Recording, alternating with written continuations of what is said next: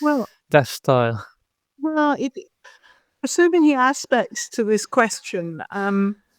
Climate change aspect is that it doesn't appear to be a problem with the voile or the veil of yeast Yeah, forming. The problem is if Sauvignon, which is the only grape for vin jaune, although they do make Chardonnay sous voile under the veil as well.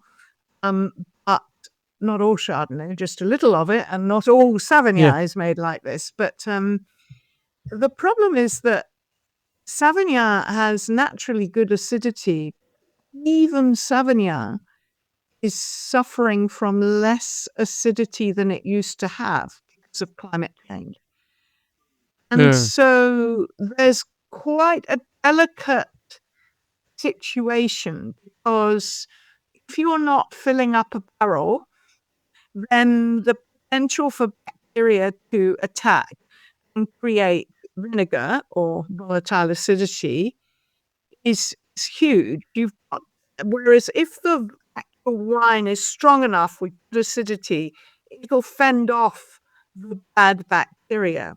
So it's yeah, quite a difficult situation there.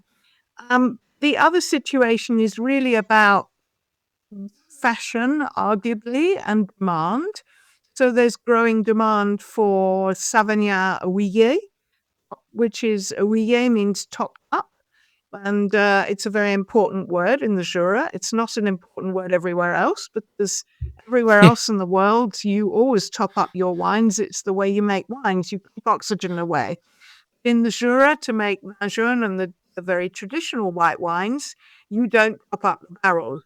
So if you do top up the barrels, it's called ouillet, which means topped up. And the topped up Sauvignon already existed 10 years ago, and there were some very fine examples.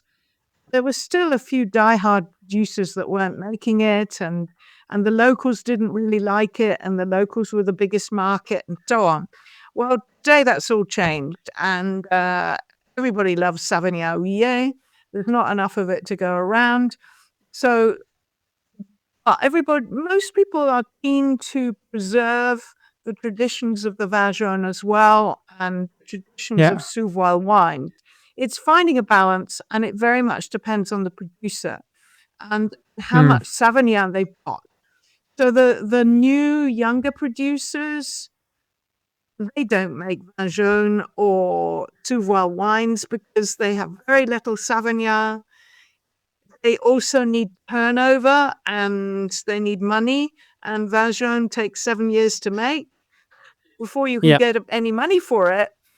So, and again, I'm going to quote Domaine Rat again because I spoke to them only a week ago, and because they're a very yeah, interesting case.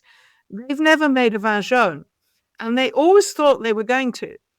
At the beginning, they needed turnover and they needed yeah, to make wines to sell and so on. So they always said one day we'll make a vin jaune.